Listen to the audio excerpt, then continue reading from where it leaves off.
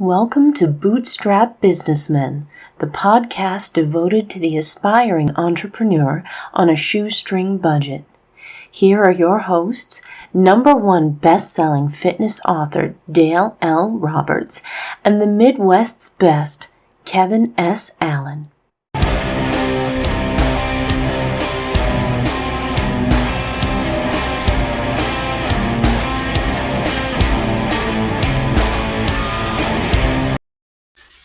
All right, here we are, live, Bootstrap Businessmen, and it's that time of the week. I'm Jack. I'm excited as per usual. Kevin, how are you feeling, baby? Oh, man, I'm all fired up tonight, man. How about yourself? Dude, I didn't tell you guys this when we actually got connected. I threw back a scoop of pre-workout, so I'm ready to start lifting my lights back here. Oh,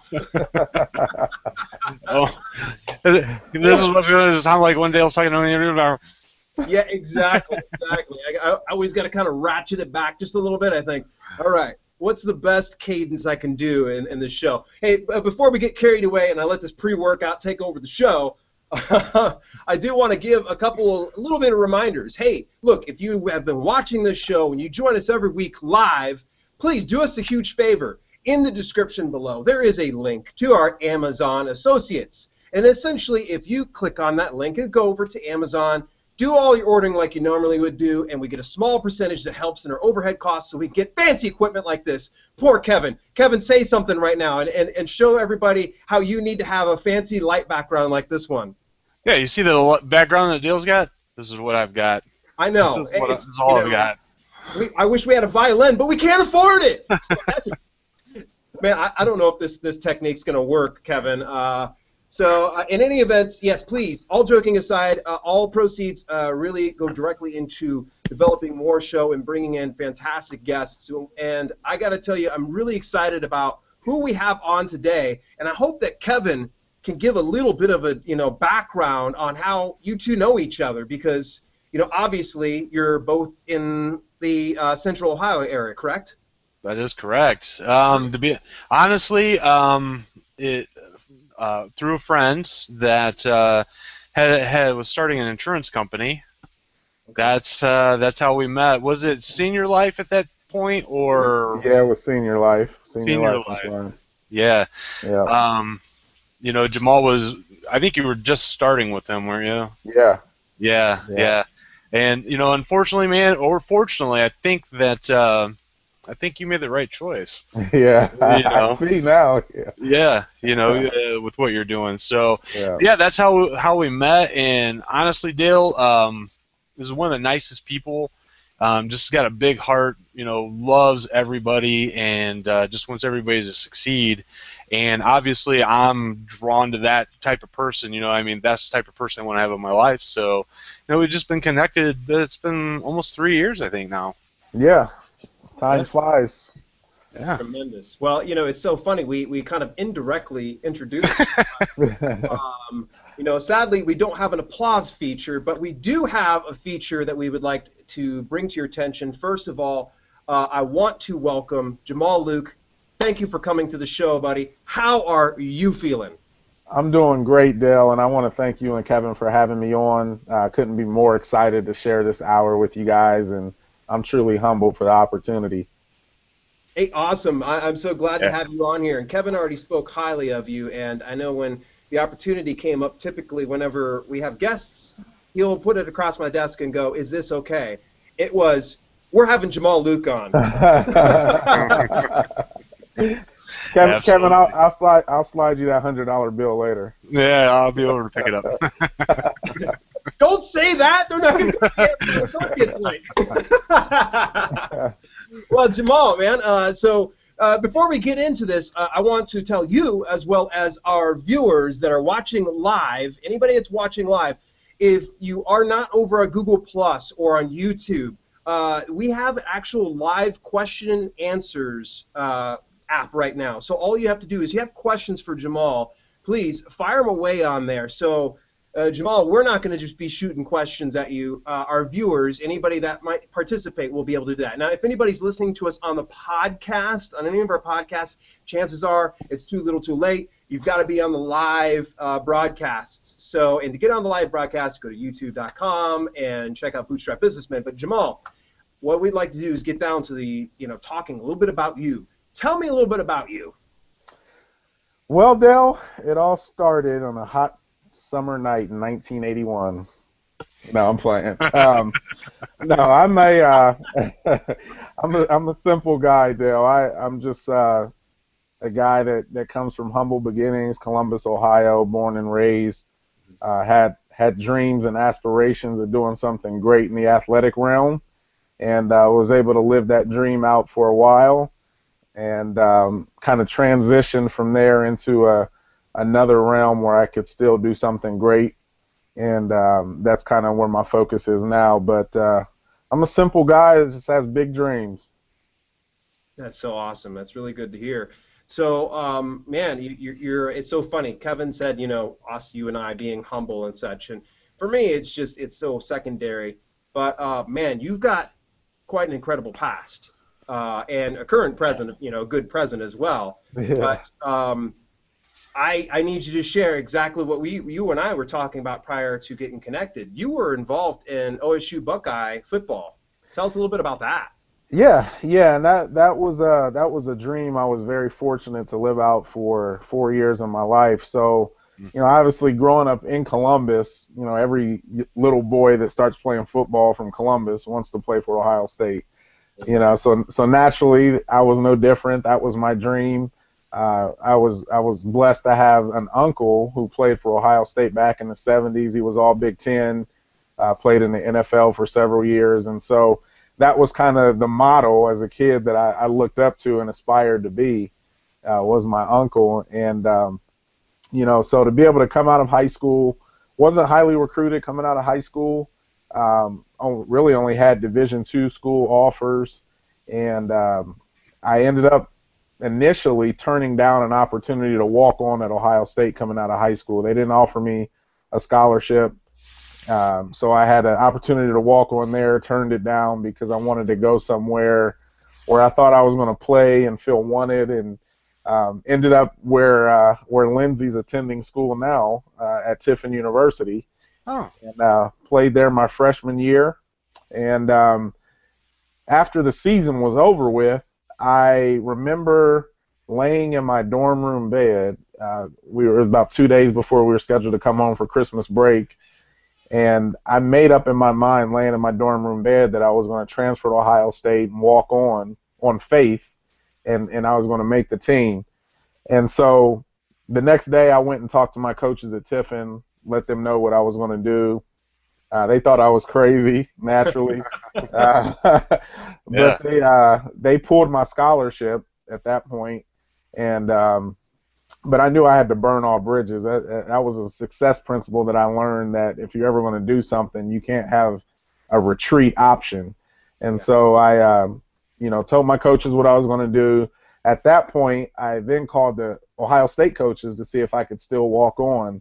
I was a coach by the name of Bill Conley, who was over the recruiting for Ohio State at that time. And Coach Conley told me, well, we can't make any promises, but you got to get in school first, then come talk to us. If we have some things available at that point, we may let you try out, but we can't guarantee anything. And I'm like, okay, well, that doesn't sound too promising. So then I called the academic offices, and I said, I want to enroll in school. What do I need to do? And they told me, well, it's too late for you to get into school for this quarter. At that time, Ohio State was on quarters as opposed to semesters. And they said you're going to have to wait 3 months and then reapply and enroll. So literally, I'm going home for Christmas break my freshman year with no school to go to, no football team to play for. And things looked a little bleak at that point, if you know what I'm saying. Sure. So I decided that I was going to go to Columbus State for that winter quarter because I didn't want to lose out on, graduating in 4 years. So I went to Columbus State, which is a community college here in Columbus. Went there for 3 months, then reapplied, got into Ohio State for spring quarter, So the first thing I do that first week of class is I go and talk to the coaches, and I say, hey, I'm enrolled. I'm ready to rock and roll. And they said, well, we don't have any spots available at this time. What you're going to have to do is wait till the fall when school starts again. Come talk to us, and if there's some things available, we'll look at you walking on in the fall. I'm like, oh, man, okay. So literally in a matter of 6 months, I'm at 3 different schools. I was at Tiffin, Columbus State, and Ohio State, and still no football team to play for. So from March of 2000 to September of 2000, when school started that fall, I literally worked out 5 days a week on faith. Just lifting, running sprints, doing everything. Working on my routes as a receiver, just doing everything I knew how to do to get better on faith. And school started in September. I go talk to the coaches. At that point, they'd already played 3 or 4 games. And I knew as a transfer, anytime you transfer up, NCAA rules, you have to sit out a year for transferring up. So I knew I wasn't going to be eligible to play in any games that year. Which was already a strike against them letting this walk on who can't even help us on the field, onto the team. But go and talk to the coaches in September, and they said, you know what, we're going to allow you guys to walk on. There's a group of 10 of us that were trying to walk on. And they said, you got 1 week to show us what you can do. So they literally throw us into the mix with everybody who's gone through 2-a-days, been training all summer on their program, and that 1 week turned into 4 years, made the team, was very fortunate to win the national championship my junior year, and, lived my dream being an Ohio State Buckeye. But it was just, nothing but God's favor and hard work and faith that made that happen. So I'm extremely grateful. And what's cool is that, and this is something I tell any and everybody, is anytime you go through something in life and you experience some adversity and you overcome that, you can always draw back on that experience for the rest of your life to get you through anything. And so I'm extremely grateful for the path that I took. I'm glad I wasn't a high recruit that had everything handed to him. I had to earn everything I got at Ohio State, and it's definitely prepared me for this next phase of life. How was it after you did your tryout? Was it really, really tough? Did you have to step it up another level beyond what you were doing on your own? Oh, yeah, absolutely. I mean, I think the first workout there, I thought I was going to die. I had never trained at the level just because I didn't know how to. You can only do what you know. And so, that first workout was definitely an eye-opener, and I knew I had to step my game up from that moment forward. Yeah, and anybody that may be watching probably is not very familiar with the fact that, see, I'm from Columbus, Ohio, and being out here in Phoenix, of course, I'm removed from the culture aspect of Ohio State University Buckeyes. When you're out in Columbus and you live there, it is the culture there. You can't make a passing joke about something like that. It literally will turn into fighting time. Right. It's like, seriously, it's no pun intended. It's very cutthroat. There's some people that take it very, very seriously out there. The only thing I would say would be comparable is UK basketball down in Kentucky, man, because they're rabid down there. They're crazy about it. But that's the way it is for Buckeyes. It's a huge culture, and of course it is a solid team, and it has been for a number of years. And you were part of just something incredible. Yeah. I remember that was just a big deal. It was a huge deal that year. But man, we can keep going down this avenue, and I know I'm super excited about some things. Kevin, you're being quiet over there, and smiles don't make questions, man. No, man, I'm just kind of drinking this all in. I really appreciate the fact that you didn't give up, right? Yeah. So something inside of you said, I want to do this. And against all odds, you kept moving forward. You said it's on faith. I like that. You're believing in it. You're believing it's going to happen. Kind of, man. That's your intention. But what kept pushing you to do that instead of just saying, you know what, heck with it? It's a combination of things, Kevin. And this is something that I always tell people, is that in order to be successful in any endeavor, you have to know what you want, number one, Number 2, you got to know why you want what you want. And then number 3, you're going to have to know who you are. And so those 3 things is what allowed me to push through and get to that ultimate goal. I knew what I wanted. I wanted to play for Ohio State since I was 9 years old and I started playing football. The reason I wanted that, so my why is I saw my uncle as this picture of success. So not only did he play for Ohio State, he played in the NFL, and then afterwards he was very successful in business, and everybody knew who he, well, still knows who he is, and it was a situation where in my mind I put the correlation of if I play for Ohio State, I'll be successful like my uncle. And so that was my why. I got to get this done so that I can have a successful life. Okay. And so that's what drove me as my why. And then just knowing who you are, knowing that you're created to be more than average. You're created to do great things. And so literally everything you put your hand to, you're supposed to succeed and be great at it because that's where you come from. And so I think when you combine those 3 factors, you can be successful at whatever you choose to be successful at. Wow. Whew, there's some wisdom right there.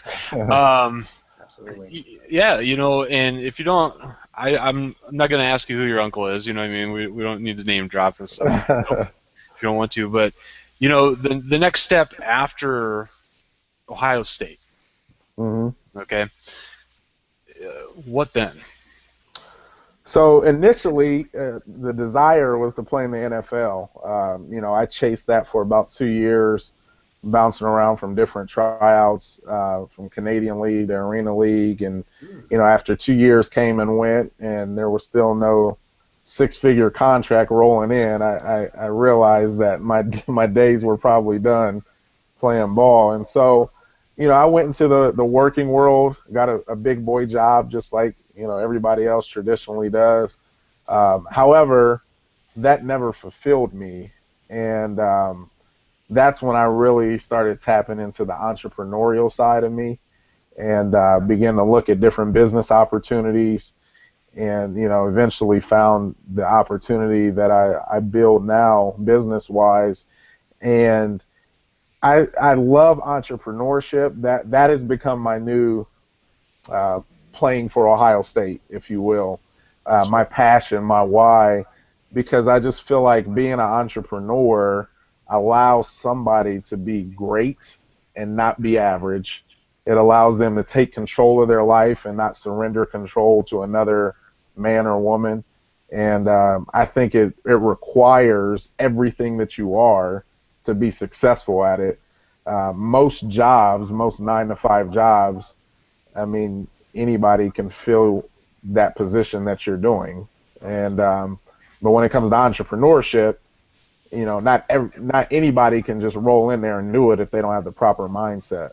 And so that's what I love about what I do now. Okay. And I know that the mindset and the belief systems that you have in place. Correct me if I'm wrong. You still instill those in some of the youth and stuff that are growing up, right? You still do some coaching. I do some youth coaching, youth football coaching. I do a lot of speaking now, and so I try to instill that everywhere I go with every person I come across, because if you can get that at a younger age, and that'll make life a lot easier for you, as Sure. opposed to getting bumped around and figuring it out. So I'm very passionate about sharing it with youth and young adults. Okay. Nice. How, if you don't mind me asking, how do you get some of your speaking engagements? This is a little bit off trail, but No, that's a good question. A lot of it is word of mouth, honestly. Going to speak somewhere, and then somebody will be in the crowd and they'll say, "Well, can you come speak here?" So just word of mouth. I don't so much advertise myself as a speaker on social media or anything like that, but it's something I very much enjoy and something I'm passionate about. I think anytime you fill yourself up, and I try to constantly fill myself up, whether it's audio books or reading physical books or just listening to self-development, you get to a point where you got so much inside it just starts overflowing, and so you got to share it. And so I think that's what the speaking engagements do for me. Allow that overflow to just come out and pour into people. That's awesome, especially if you're getting a word of mouth out there. So how frequent are you going out for speaking engagements? Right now, it's typically about 2 to 3 times a month. Wow. Yeah. Yeah. Nice. Now, is this just a voluntary basis, or is this like another form of income that you're able to bring in? Typically, I will charge based on the occasion, but I do it, whatever fits in their budget. That's what I kind of work with, because at the end of the day, it's about serving and giving. And if you go in with the right mentality, everything else takes care of itself. That's just a universal law. So, I don't do it with a, here's my fee, meet that requirement or else. Yeah. I'll figure out what their budget is. Let's make it work, and let's get the information over to the people. That's what it's all about.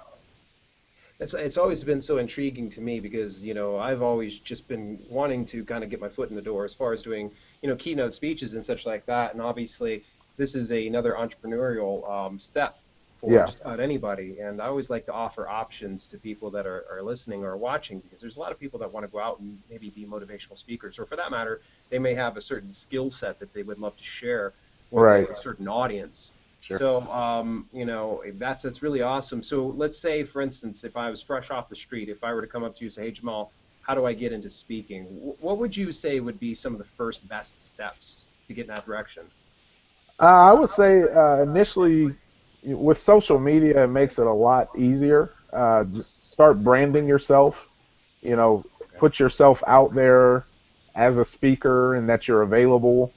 And you'll get inquiries just based off of the vibe and the energy that you're promoting on social media. And then from there, a lot of it will be word of mouth referrals after you do the first gig.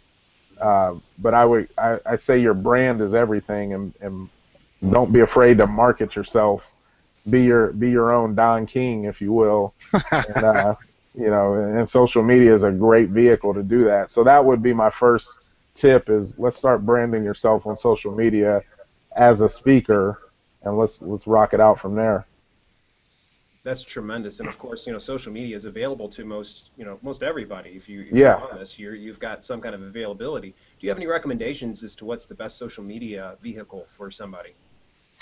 It really depends on what your flow is. I think Facebook is probably the most used, if you will, but it just depends on your flow, because I've gotten great results from all of them, really. My top 3, I would say, are LinkedIn, Facebook, and Instagram. But what's really taking over now is Snapchat. Yeah. And Snapchat, I heard a multi-millionaire say this, and since he said it, I was on it. He said Snapchat is going to take over all of them and be the new wave. And I had never been on Snapchat before he said that, had no interest of getting on Snapchat. As soon as he said that, I signed up. Took me like a month to figure out what I was doing, but I think I got the hang of it now. But Snapchat, literally, because you can brand yourself and people are following you live. And I think that's what's so cool. Periscope is very similar, another live follow that you can have. But I think Snapchat even more so, people can follow your story. So literally you can chronicle everything you're doing throughout the day, and you'll have viewers, you'll have eyeballs watching everything you do. So it's huge. I'm curious, who was the multimillionaire that you were speaking of?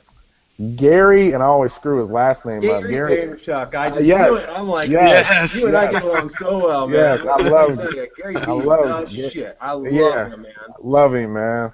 Yeah, he's absolutely. Raw. He's raw.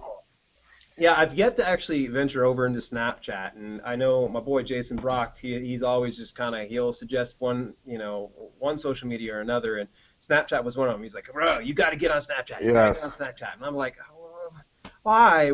Oh, I just got the hang of Facebook, man. I know. Yeah, so for you when so I'm assuming you're staying pretty engaged on Snapchat. Like, Oh how yeah. many Snapchats are you doing, or snaps that you're doing throughout the day? I typically will do about 4 to 5 a day, which Okay. and that's what I'm still filling out is, how much is too much, how much is not enough. Hmm. I think like with any of the social media avenues, it's a process, and I think that's why you really want to, when it comes to creating your brand, you want to hone in on one or two and get really good at those, Yeah. because you can spread yourself too thin Me, trying to, real trying to quick. use all of them. Yeah. So I'm still filling that part of it out, Dale. How many snaps I need to do and all that good Yeah. stuff. But just from what I've done, I mean, I get people reaching out to me every day, and so it's been a really cool experience so far. Nice, nice. I've always been kind of just reserved in doing Snapchat, but now that we're discussing it, although I think it's going to probably be pretty crazy because typically whenever I get onto the show, I get dressed up, I put my collar shirt on. I'm actually Right. wearing shorts right now, by the way. Oh, you too? I am Yeah, too. Yeah, see, I look, think we're all all three of us rocking out are. the shorts. Yeah, we all look professional up here, but it's a party downstairs. But Right. yeah, I can only imagine what my snaps are going to be like. Be like out here in my garage next to Right. my Honda Accord. I'm not saying that to brag. But you know Yeah, what? You know what? That's cool though because people want to see authenticity. Yeah. So they want to see that you're a real person. Like, you can be so business that you're not relatable. ah, And so, it's important to be like, some of my snaps are just goofy, me rocking out in my car at my own makeshift concert, you know, nice. because I want people to see that, okay, Jamal is a real person. He does have fun. He does like hip hop music. I think a lot of times we can be, especially as entrepreneurs, we can give off this vibe that all we listen to is Jim Rohn 24/7. All We don't. right. You don't watch TV. You just read I, books. I got him playing on the side over here. What are you talking about? Right. So Yep. I think it's important to show that side that you know yeah, we're all about growing and becoming the best you can be, but we enjoy the things of the world as well, and we don't let the things of the world control us. And so I think it's just showing that authenticity is cool. Yeah. Wow.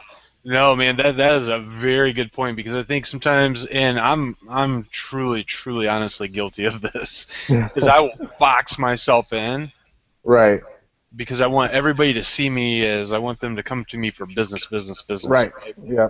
Yeah, and it's too bad because I think it turns a lot of people off. Right, right. And I had to learn that the hard way. I had a business partner of mine, she checked me on it one day, and I'm like, you know what? You're right. You're right. And yeah, it's true. It's true. Yeah.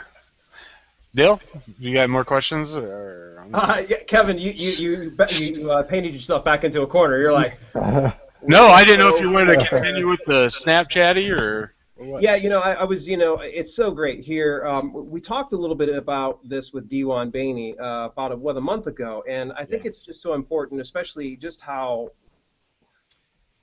you're sharing some of this, and it's branding. Branding is Absolutely. always just sometimes people just don't quite understand what brand is. What is brand to you, and how can somebody find their brand? Brand, that's a great question, Dale. I would say brand is the way that others perceive who you are. Um, that's the best way to put it. How others perceive who you are.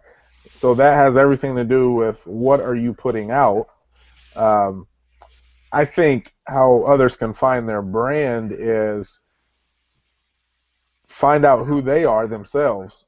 Find out what makes them tick. What are they attracted to? What's their drive? And start to give out that vibe, because ultimately, what pains you the most is probably the problem you're designed to solve, and that in lies your passion and your purpose, I believe. Mm. And so when somebody figures that out, then they can start to create their brand around that. And so, for example, in my situation, I'm passionate about helping others to, well, number one, myself leave a legacy for my kids and my family, and my wife, and for generations to come. But I'm passionate about helping others to do the same and to be more than average. And so it took me a while after football to kind of figure out what my passion was.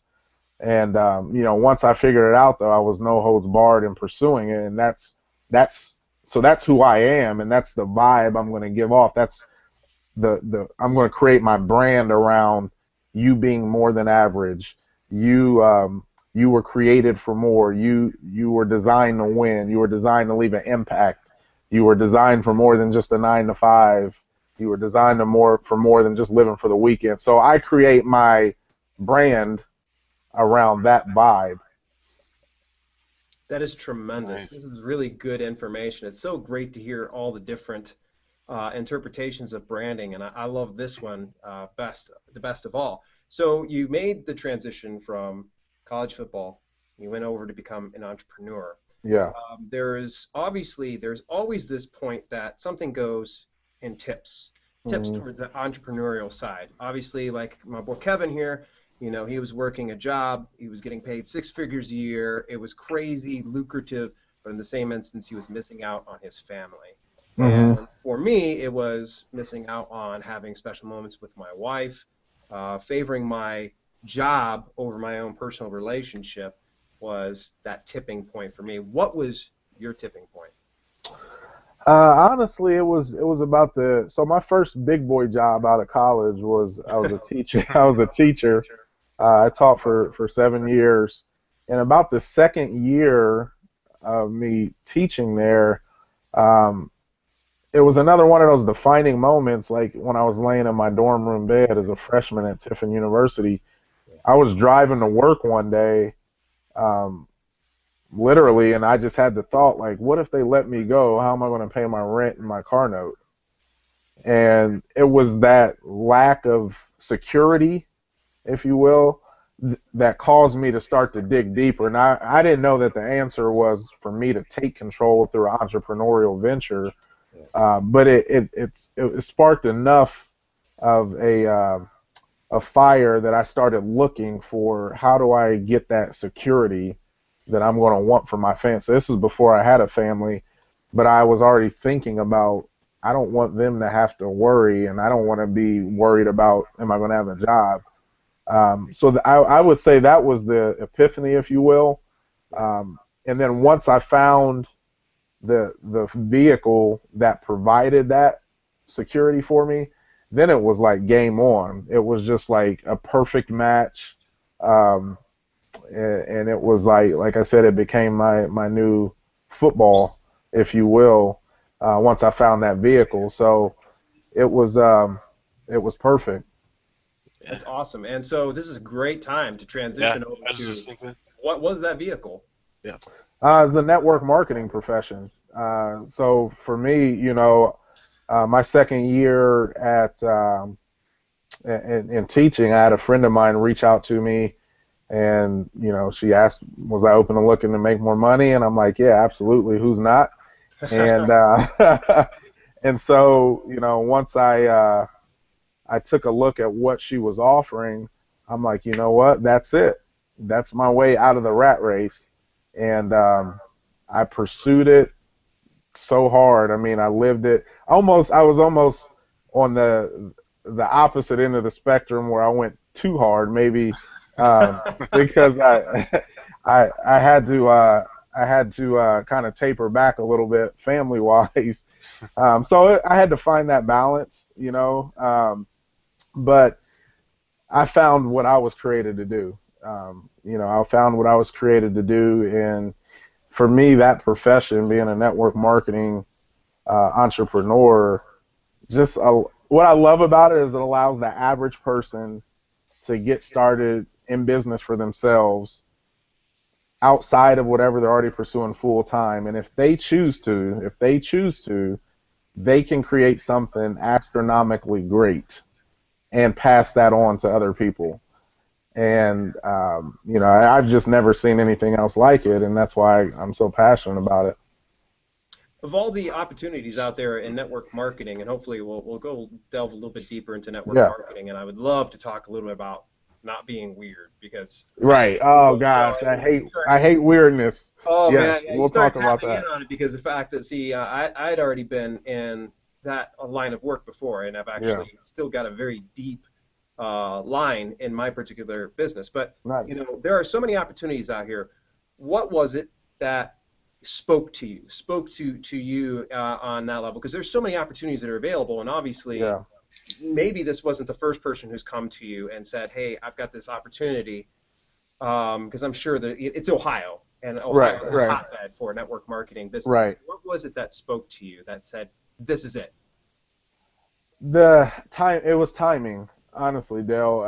And I think every person that you offer the opportunity to, it's got to be the right time in their life.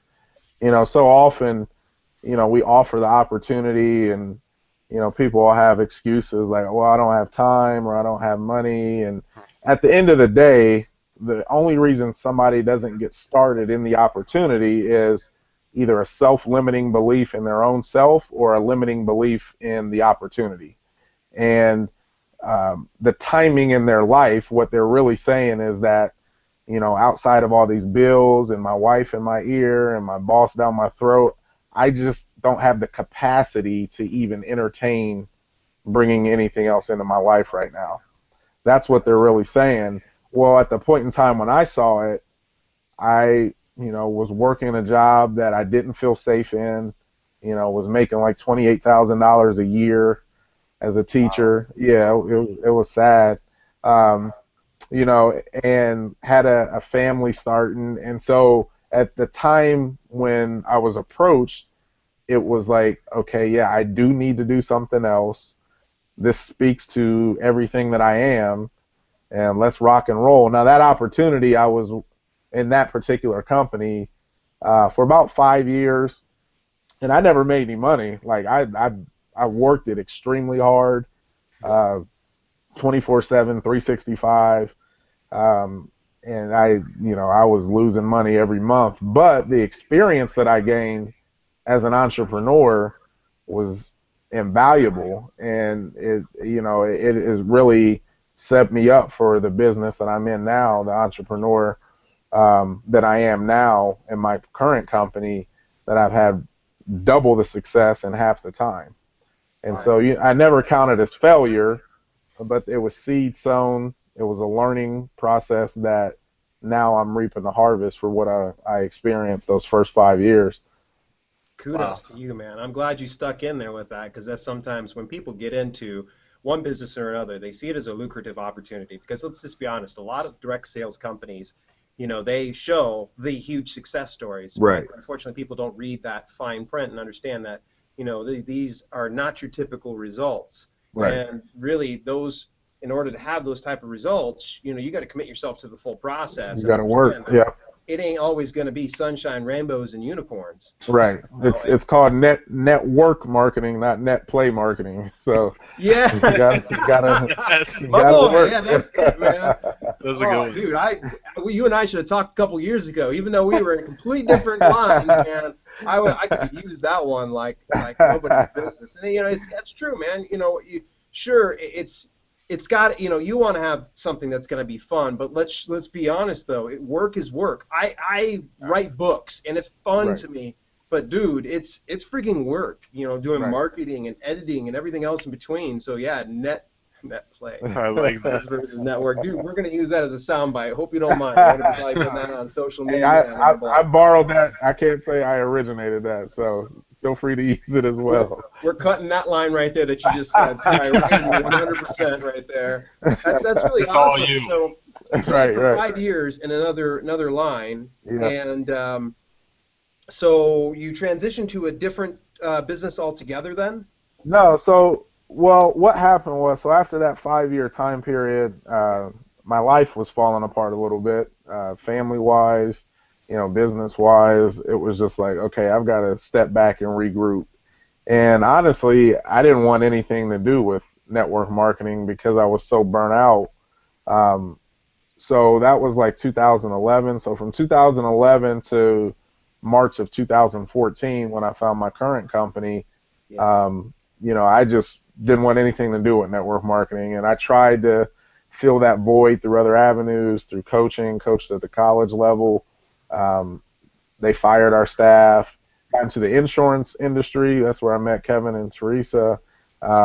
Company went under. Like, just stuff was happening where I was trying to fill that void, and I could never fill that void. So, again, come March of 2014, the timing was right in my life where I could take another look at the industry, and I just happened to find this company that was a perfect fit for me from a nutrition standpoint and what I believe in nutrition, from a timing standpoint and from a compensation plan standpoint. And I was like, you know what? I don't have anything to lose. Let's get started, see what happens. And it just took off. And it's the mentality that it takes to grow a big business had to come slowly but surely, because I was still holding on to that fear of the past. And as soon as I let that fear of the past go, I was free to become who I am. And now the business is just really, really taken off because I don't have that fear anymore. And fear will keep people bound. Fear will keep people in a complacent lifestyle, an average mentality. Like, fear is an MFer. It's a killer. You know? Yeah, it's a bad thing. And as soon as you can let go of fear, then you can become. And half the reason people don't get started a lot of times in network marketing is fear. Will it work for me? But fear will keep you from being great. Bottom line. Absolutely. Wow. Whew. I have one question. Yeah. What's the name of the company? Genesis Pure. Genesis Pure is a company that is based out of Frisco, Texas. It's an all-natural organic nutrition company, which stood out to me because I had never seen a company that was promoting organic nutrition and a philosophy of allowing the body to heal itself as opposed to artificial sweeteners and preservatives in the products doing the work. And so that stood out to me. I had never heard of the company, and I'd heard of pretty much every network marketing company out there. And so at the time I saw it, I had never heard of it. So in my mind, instead of thinking fear and skepticism, I saw opportunity to be the first person to launch it in my area. And that seizing that opportunity has paid off big time. That is tremendous. So what were your first steps then in getting into the company? And don't be afraid to, tell me exactly, everything that was involved, everything from startup costs, right, to how you started, getting out there and really getting to shaking hands and kissing babies. Right. So I got started as a friend of mine that reached out to me on Facebook, actually, and he had me take a look at it. They had kind of an intro video. And I saw the video and got excited. Like I said, I saw the timing of the company, the compensation plan, and the product line, and I'm like, you know what, this just makes sense. And got started. To get a membership was like $40, and so that was another thing that stood out to me. I'm like, okay, that's cheap. $40, right? I can blow that in one night. So, so I got started, and I didn't. Right away, like I said, I still had that fear in the back of my head, so I was taking action, but it wasn't the fast action that I could have taken if I was where I'm at now mentally. But I got started, and my first week in business, my check was bigger than any check I had had in the last company I was with in 5 years. Wow. And so, yeah, and so I'm like, okay, this is the real deal. Let's go. And so now, but see, I'm glad you brought up the weirdness thing earlier. So, yes, run with it. Right. So in the last company I was with, and we can name drop, it's a great company. It's the Amway company. Okay. I have great respect and love for Amway, and I know a lot of great people in the company. And so I was a weirdo though. I was that guy that was literally walking around malls every night, talking to strangers, trying to extract a name and a phone number that I could go home and call the next day, and act like I genuinely cared about them to get them in my business. Wow. So I was that weirdo for 5 years and so that's what kept me out of the industry. I think for those 3 years is I didn't want to be that guy anymore. That I hated that. And so I thought that's what it took to be successful, when in reality what it takes to be successful is people. And how you meet people is you be you do what feels comfortable to you, and just be a normal human being, but meet people, network. And however you network, whether it's social media, whether it's networking events, you can buy leads of people that have expressed interest in a home-based business. However you do it, it doesn't matter. Yeah. But be normal, be you, do what feels comfortable, and as long as you have people to talk to, you're always in business. And last time I checked, there's new people turning 18 every day. So there's always people to talk to, but just be you, be normal, and have fun meeting people.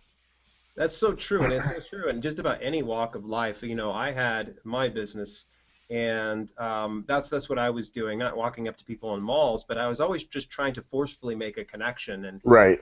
Every single time there was a part of me that I was just like, oh. And a lot of people misinterpret. They say, get uncomfortable. Well, you don't want to get weird uncomfortable. Right, exactly. To where you're creating this weirdness, and people are kind of like, no, what's going on here? Right. And it's something that I think I've learned in my self-publishing business is I don't ever lead a conversation with, hey, I'm number one international best-selling fitness author. Right. That's weird. Hey, look, I'm an author. That's why sometimes I don't really brag, because I'd much rather try to make that connection and that friendship with somebody, because look, man, at the end of the day, who knows if we're going to wake up tomorrow. And right. If your only purpose was to be weird to people and forcefully try to make a connection, I make it a point to be weird. Yeah, Kevin. All joking aside, Kevin's a great example here, Jamal. So we can probably share. You and I definitely know Kevin pretty well. I've known him since I was 13 years old. Wow. But, this is something Kevin's always been about. I swear to you, and probably some of the viewers on this show here, and some of the listeners on this show probably aren't aware of what Kevin actually does. They're probably like, he's kind of like Ty Lopez, except not quite as Hey, this is my Lamborghini. What does he do? Right.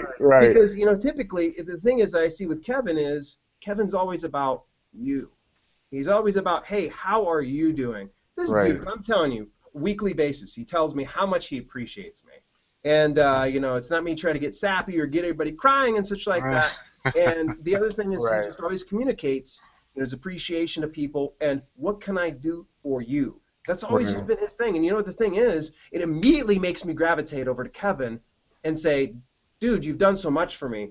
What can I do for you in return? Absolutely. I almost feel like bending over backwards, and I feel almost obligated to him. And the thing is, he never was weird about his business. Yep. And that's hopefully people, whether they're in network marketing, whether they're in self-publishing, whether they're in point of sales type things, whatever business you're in, don't be weird. Exactly. Never feel weird about your business. Right. Hey, you mentioned earlier that you do like hip hop music, because you're a normal person, right? Yes. What's one song, if you have one, that you listen to every day? Probably right now, "Big Rings" by Drake and Future. Okay. That's my theme song, because I don't know, it just I feel like it encaptures what I do as a network marketer, and that song gets me going, man. Nice. Big Rings. Big Rings. I've got one that's a little old school. It's on my playlist. It's gonna sound weird. It's Rick Ross. Oh, which one? Push It. Oh, yes. Yeah, and then besides, as soon as he goes off, it jumps into a bevy of man, there's heavy metal that comes on, and I'm gonna confess something to the world right now. I'm a huge fan of Bruno Mars. So yes, I love Bruno, man. Yeah. He's a talented guy. Yeah, that's good to hear, man. That and I got to be honest with you. As soon as I met you, you could just feel your genuineness, right? Just I appreciate that, Kevin. Yeah, just a great person, and that comes across naturally for you, and just being you, that's some solid advice. So with Genesis Pure, man, I mean, you said it kind of fit 3 molds, but how does this translate into, your clients or your teammates and stuff? How is this helping them? Well, I feel like as the leader of my team, it goes back to what you were talking about, Dale, and with people, they want to feel appreciated and they want to feel valued, and again, that's what I love about the network marketing profession, that if you do it right, it's the only arena that I know of where the only way you're going to be successful is if you take your eyes off yourself and go help other people. So if I don't get in my car after, I still work a 9-to-5 job. If I don't get in my car after work and go drive 2 hours to help that new guy do a meeting and help his business grow and help him make money, then I'm not going to make money. And so, you have to be willing to serve in order to be successful. And that's the same approach I take with everybody on my team. Whatever, I tell people as soon as they come on my team, whatever level you want to build this to, I'll always match your efforts and do you one more. So, I tell people, you'll always quit on me before I quit on you. Like, I'm in this for life. This is what I do. This is my calling. And so when people have that sense of security that, okay, this guy is in my corner, even though they may just be meeting me, they can take everything I say to the bank because they know that if I were to hurt them, I'd be hurting myself. And so, it's just about making people feel valued and appreciated. And even that's just everyday life. That's not something you turn on for business and turn off. I think it just needs to be who you are. So every person I come in contact with, I try to just let them know that, I don't know if you've ever heard it before or not, but I'll be the first to tell you, I value you, I appreciate you. You were created for great things, and you were created for more than average, and I see that in you. That if you imagine telling somebody that hasn't heard that in years, if ever, that will rock their world and make them want to go run through brick walls to do something great. And I think it's important that we just love on people and give them that hope. There's so many people walking around with no hope. So just loving and serving, man. Wow. Really good stuff, man. That speaks a lot about your character and such. I'm going to address, it looks like we're getting down to the end of our hour, but if we have to go for a few minutes. Wow, that's went fast. That did go right quick. It's gone really fast, man. You've given us plenty of great content. All right, I'm going to address the elephant in the room. Okay.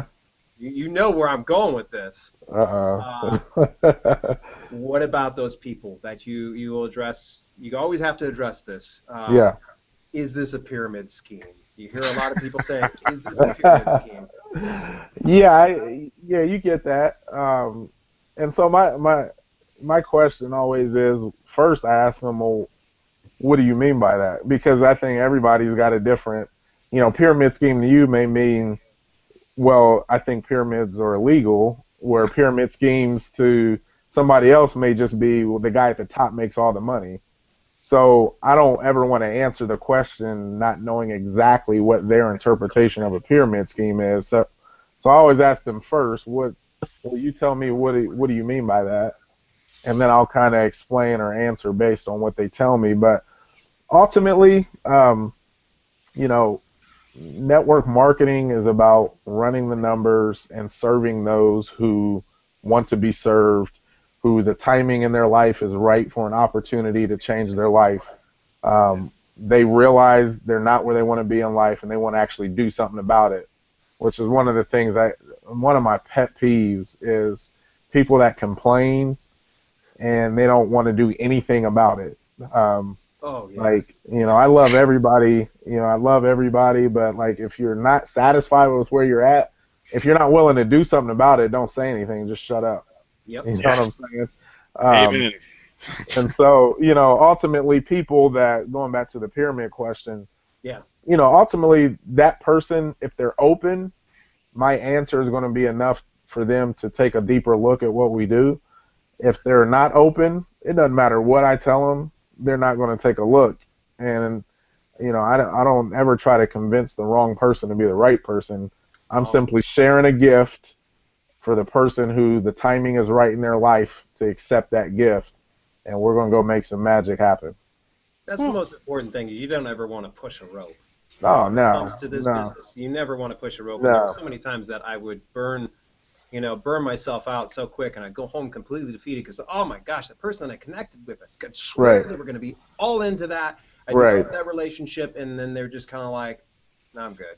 And you're kind of like, what do you mean? This is amazing. You're missing out on something beautiful, something golden, and you're just pushing the rope, and it's like trying to drag a horse to the water and forcing its head into the water and going, drink, damn it. Right. Yeah, you need people, but you don't need any one person. Yeah, exactly. And it really is, kind of going back, you mentioned it's a numbers game.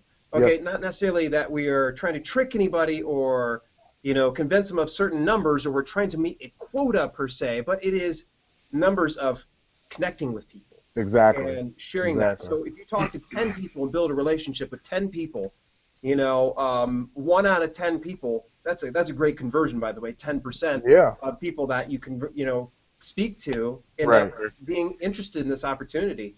And and the other, thing that I learned too as well was, sometimes you will think that you have your prize fighter. You're like, this is the person, this is my downline that's going to kill it. Right. And then a year 2 weeks later, he's gone. Yeah, or they're like, for instance, you're a nutritional business. I always just love this one. You talk about branding and such, and a person gets into a nutritional-based business, and then they're like, you see them on like Facebook, they're drinking alcohol, and they're just like, spilling water all over themselves, or in the sense it's just like vodka, and they're going nuts and such, and then they're kind of going, oh, I've got this great opportunity with these nutritional products. I think you're just going to really enjoy it. And people are going to go, I'll pass. Right. That's the wrong branding they gave off. Yes. Exactly. It's Grey Goose should be the company they work for. Exactly. Yeah. It's just crazy. There were so many times that I would get so frustrated, but then you would have that random person that you would pour energy into and that time into, and then they would just singe your eyebrows. They were just the best teammate on your on there. And gosh, they were quiet ones. It's those quiet storms that just sneak up on you, and all of a sudden they're producers and they're making connections and they're not making anything weird. And I think we actually had one of my downline on the show a few weeks ago, Kyle Stanley. Kyle was just tremendous, and he never made it weird. I'd watch him, I'd go, dude, how'd you do that? He's like, I just talked, shared. He didn't really know what he was doing. He was just simply being him, being natural. And he's the type of guy that's going to be taking, selfie photos of him, taking beer bombs or anything. Right. That's so important when you get into that specific business. So, man, I love us kind of sharing some of this stuff. Yeah, man. Absolutely. Well, I tell you, I want to answer. Somebody explained to me one time because they were in a network marketing business, and I said, well, tell me about the pyramid part of this, because I'm sure you hear it all the time. Mm-hmm. So they say, hey, Kev, man, here's a simple way to look at it, right? You work for a company, you get a set amount of money. The guy at the top is making huge profits off of you. So yeah, absolutely, the CEO, right? He said isn't that a pyramid scheme? He said, okay, so let's say a pyramid scheme is a good thing, right? He said, so the one that you work for, you have a set amount of money. He said, the opportunity I'm trying to give you has unlimited potential. Right. So. Yeah. Absolutely. Something with a lot of the direct sales companies, I'm not sure if this is the same with yours and Genesis Pure, but where you do have a downline, okay? Yep. You do have a downline. You can't just build this downline and then say, well, I'm going to go vacation for the next 2 years. You Right. actually have to go and work to build your business still, even Right. as you have that downline. So it's not like this whole traditional, what a lot of people think is Ponzi scheme, is Right. people invest in this stuff and the person at the top is the only one who benefits. Right. And the traditional now, and what we're looking at in direct sales, a lot of the companies are starting to restructure it to where there is a certain expectation that is set for that person that's at the top of the line in order to actually maintain the business. Otherwise, they're out. So, for instance, the direct sales business that I was in, I let it go to the wayside because honestly, it just didn't speak to me. It wasn't Genesis Beer, by the way. But it just didn't speak to me. It didn't speak to my values. And, we're going to connect right afterwards. Right. It was just, it didn't speak to my values. So here's the thing is, though, if I would have continued to work, I would have saw a certain percentage of all downline. Well, because I stopped actually doing the business and actually pursuing it and actually, selling products, which, is ultimately what's going to get you your income. Right. I no longer saw anything from my downline. It was not a pyramid scheme. So those times that people used to say to me, it's a pyramid scheme. I just want to kind of say this, that I want to get into a time machine, go back in time and say, no. I have $0 right now for my downline. And the thing is, it's not keeping me awake at night. Right. To a certain extent, if I were to continue to work it, I would probably be making a lucrative income right now from how deep and wide the downline is. Right. Yeah, I mean it's a phenomenal, and it's obviously you're in your lane with what you're doing, but for that person that hasn't found their passion and their drive and their purpose, and it not even doesn't even have to be network marketing as their drive and their passion, their purpose, but network marketing can be a great vehicle to get them the time freedom to where they can pursue their time and their passion and their purpose and not have to worry about income. That's the power of it as well, is that it can create that freedom for you to really do what you're passionate about, as opposed to going to work 40 hours a week plus and doing something you're not passionate about just to pay bills. I just know we're created for more than that. And you're going to work hard at something for the rest of your life. Why not work hard at something that can create a residual income to where you can have that time freedom? You're going to do something for the next 30 years. Is that option available at what you're currently doing 40 hours a week? And if it's not an option at what you're currently doing, and you have bigger dreams and life goals than what that job can provide, then you might want to look at other alternatives. And that's just the reality. Yeah. Amazingly put. On this show, I'm telling you, man, this is a lot of great information. We're already over the hour, guys. So before we do disconnect and get into another rabbit trail of some sort, obviously, Kevin, do you have any last questions before we start to disconnect and wrap up the show? No more questions. Yes, no more questions, Your Honor. Right. It sounded like you were going to that direction. Well, Jamal, you have really provided a lot of great information, and if anything, you've given so many great tidbits people can take away from them. Even if they're looking at network marketing or direct sales, or if they're looking at even doing any type of business, you've given plenty of great success principles. Is one of the words you used earlier. Success principles. Man, you gotta do what makes you happy and what's right by you and right by you for the rest of your life. And I think that you're a prime example of that. So obviously, before we disconnect, how can people get a hold of you? Obviously, there's an opportunity here, and we want to make sure we make a connection between an audience member and, say, you. Yeah, absolutely. People can get a hold of me on any of the social media. My username on everything is jluke777. That is because I wore number 37 at Ohio State, hence 77737. So yeah, jluke777 on all the social media. Email, they can reach me via email at Jamal Luke, so that's JamalLuke 777 @gmail.com. or they can even call me. My phone number is 614-619-9957.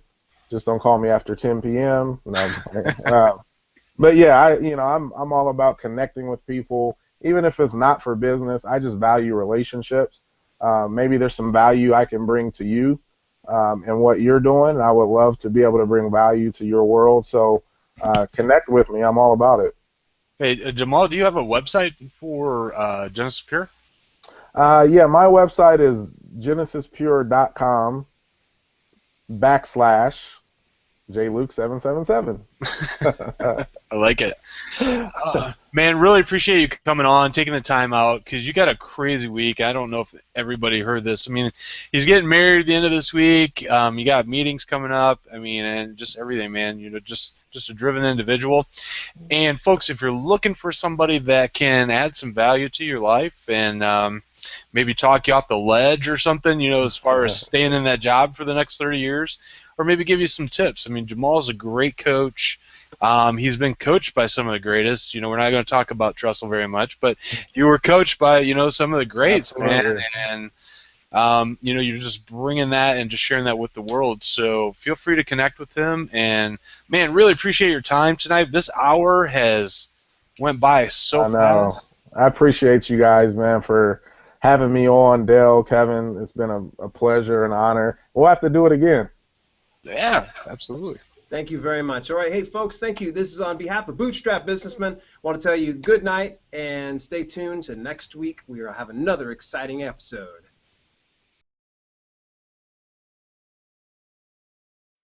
Please support the show by simply shopping at Amazon through the link in the show description. Every time you make a purchase through the provided link, a small percentage of sales goes back to support the show. There's no additional cost to you, and it greatly helps us out. Simply go to the link, bookmark it in your browser, and do your shopping on Amazon while you support the Bootstrap Businessmen podcast. Thanks for tuning in to Bootstrap Businessmen.